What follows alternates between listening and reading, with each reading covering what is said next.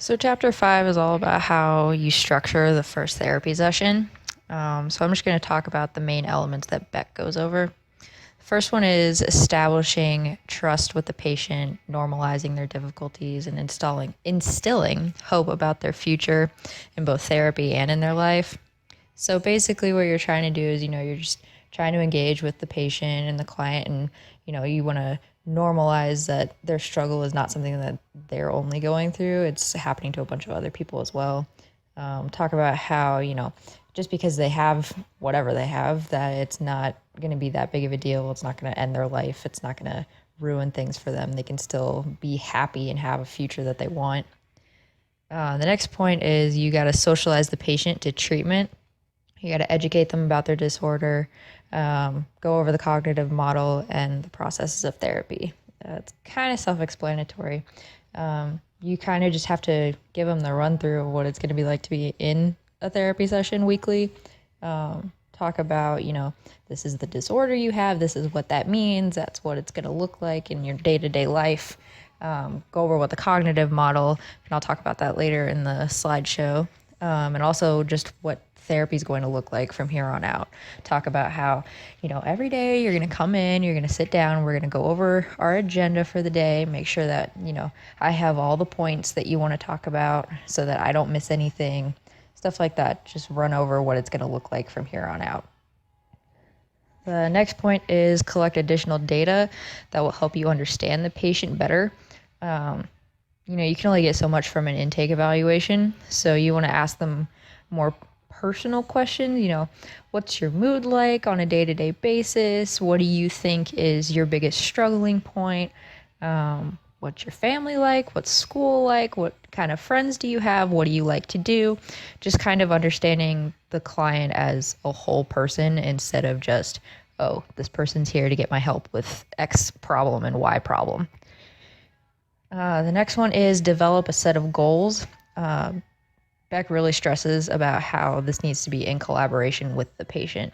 If you are setting goals that the patient doesn't find valuable or important, then there's no point to it. You as the therapist are mainly just there to kind of direct the goal. Clients will usually try and make things really broad, and it makes sense to them. But as the therapist, you want to be able to narrow down on a specific goal, a tangible goal that you can write down in a certain amount of words.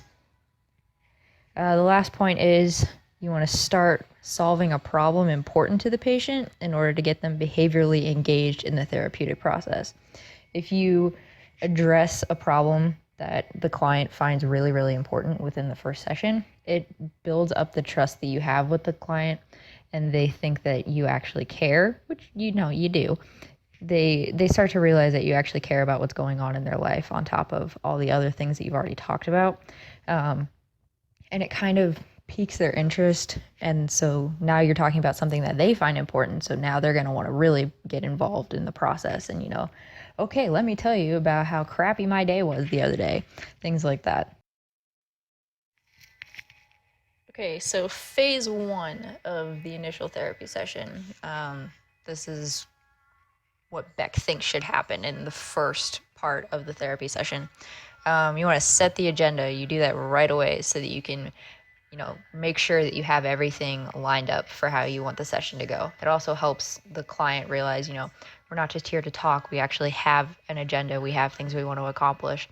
You want to make sure that you give a reason too. So I want to make sure we set an agenda for our session today in order to make sure that I don't miss something important. I know we have a lot to talk about and we have very little time to cover it all. So let's make a list of what we need to go over today. That provides a reason for making an agenda, and it kind of, lets the client in on what your thoughts are as far as how therapy needs to go. You also want to do a mood check, and you want to do this in comparison to their intake information. Obviously, Beck is going to endorse his depression inventory. You use this kind of as a baseline. It's your first impression of what their symptoms are. So have that and then ask them, how would you describe your mood this past week? And if they say, well, I guess it was all right, I just stayed in my room, tried to stay out of the way, you can compare that to, some of the mood characteristics on the depression scale. You can say, you scored a 20 to 28, so you have like moderate depression, but it's sounding more like, you might have a 29 to 63 score, which, indicates severe depression. So talking to them can really kind of elaborate their intake. You also want to obtain an update, which kind of goes along with what I was saying. Ask them, how have you been feeling just in general since you did the intake information? Again, make sure you compare it to the intake scales to see if things have drastically changed or if they've stayed about the same. Usually they're going to stay about the same. You also want to discuss the patient's diagnosis over what the diagnosis means, as well as explaining how, mental illness is just like any other type of sickness. Also normalizing the symptoms and stress that there's nothing wrong with the person. It's just you're sick. Just like you go to the doctor if you have pneumonia, you go to a therapist if you have depression or anxiety. It's really important since, the diagnosis is kind of a touchy subject to sound not fake upbeat, but just sound, encouraging. Like, yes, this is how it is. This is what you have. This is what you're going to experience, but it's going to get better. And here's how we're going to work on making it better. And you're going to be able to get through this, sounding encouraging, but also being very real about what the client is experiencing. It helps them feel like, okay, I can do this. This is the thing. I don't have to worry about it though, because a lot of people have it and I have a plan for how to fix it. Okay, so phase 2, this is more of the nitty-gritty, actually getting something done part of the session. You're identifying problems and setting goals. Again, this is super important. Make sure that the client is collaborating with this. If they aren't cognitively engaged or behaviorally engaged in any way, then it's going to feel like you're doing all the work for them and they're just kind of following a list of things that they have to do. You want them to feel like they have control over their own situation. So, ask them, does this sound like a reasonable goal? Is this the problem that you're trying to tell me, or do I have it wrong? Checking in to make sure that you're understanding them and that they're coming across clear to you. You also want to educate the patient about the cognitive model, so the ABC model, the activating event, the belief about the situation, and the consequence or the behavior that followed the situation. You want to make sure that at least they have the basic idea of what the model is. You'll go over it with them in a more practical sense later on in the session.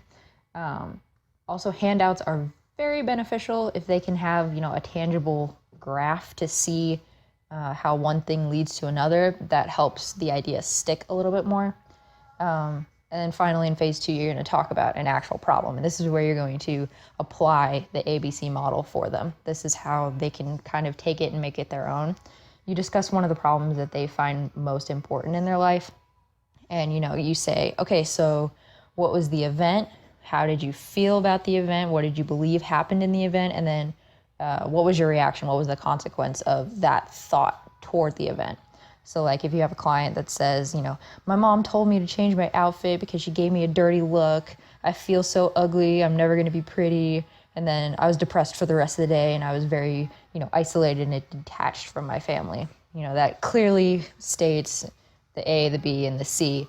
And, having them write that out as well will help them when it comes to homework, and it just engraves it in their head in a more solidified way. All right, phase 3. This is kind of where you wrap everything up and tie a pretty little bow on it. You want to provide a summary of what the session just covered, kind of sum it all up in a way that, makes more sense. You just went over a lot of information and the client's probably feeling really overwhelmed and doesn't know really what just happened. So recap everything, let's make sure that I've got everything covered. Let me know if I missed something. Is there something more important that I should have been emphasizing? Get feedback from your client in that way. And then, of course, you also want to review the homework right before you leave. You may have talked about it earlier in the session, but you always want to make sure you talk about it right at the end so that it's fresh in their memory. You want to make sure that they understand what the homework is and how they're supposed to execute it, and just make sure that they basically understand what they're supposed to do. Again, this has to be collaborated, and make sure that the client actually wants the homework. If you assign them the homework and they're just like, yeah, okay, whatever, then they're not into it, so it's not going to be beneficial for them. Bring up the idea of a homework assignment and see how they react to it. And if they think, yeah, okay, I'll do it, I'll try it, it might actually help. Or if they're just like, yeah, okay, whatever you say, then you know that the homework's not their idea. So you might want to present that at a later time instead. And then finally, you want to get feedback from the client, not just about homework and the summary, but about the entire session. Ask the client their take. How did they feel? What did they like? What didn't they like? What do they want to cover next week? Is there anything important that you need to know right now? Just kind of get them to engage in a more lively way, I guess is a good way to put it. You just want them to, take their own spin on the therapy session. You've done all the talking, now give them a chance to talk. Tell you their side of the session, how they saw it from the couch. Getting them to engage helps strengthen the relationship between the two of you, and that's really, really important. You also want them to feel like that they're being heard instead of just being talked at. It's about the relationship, and if you don't have that, then the therapy is not going to be effective. So again, you want to educate the client on their diagnosis, on the ABC model, the therapeutic process. Make sure they understand what's going on. This is a whole new environment for them, this whole new experience. They're going to be very disoriented and confused and probably a little bit scared. So make sure that you're very clear on everything that's going on with them and in therapy and all the techniques that you're going to be using. Make sure that they understand it using language, that non-therapists would use. Also, goals, more goals, and collaboration. This is really what CBT is all about. Well, this and homework. But if the more you can solidify goals and actually have something attainable, the more the client is going to see their progress. It's really important for them to be able to see, this is where I started, and then I reached this goal, and then I started from that goal, and I reached this goal. That way, whenever they're having bad days, you can say, look at all the progress you've made. You met this goal and that goal, and we had to make a whole new list of goals. And it can be an encouragement whenever they feel like they want to quit. Also, problem solving. Problem solving is about what's important to them. As a therapist, you kind of get your own ideas about what you think is important for the client, and you need to remember that it's about what's important to them. The most effective problem solving is going to be when you address something that's a big concern. Even though it seems trivial, like, oh, I got in a fight with my friends over a stupid picture that they posted. Like, yeah, that might be not necessarily important to the therapeutic process, but to them it is important, and it can also lead to underlying issues that are going on that the client themselves might not even know how to express. So start by solving small-ish problems, and then you'll probably be able to find the bigger problems underneath of it. Homework. We've talked about homework and how it has to be something that the client wants to do. Cannot stress that enough, and neither can Beck. If they aren't going to be interested in doing it, then it's not going to be beneficial for them.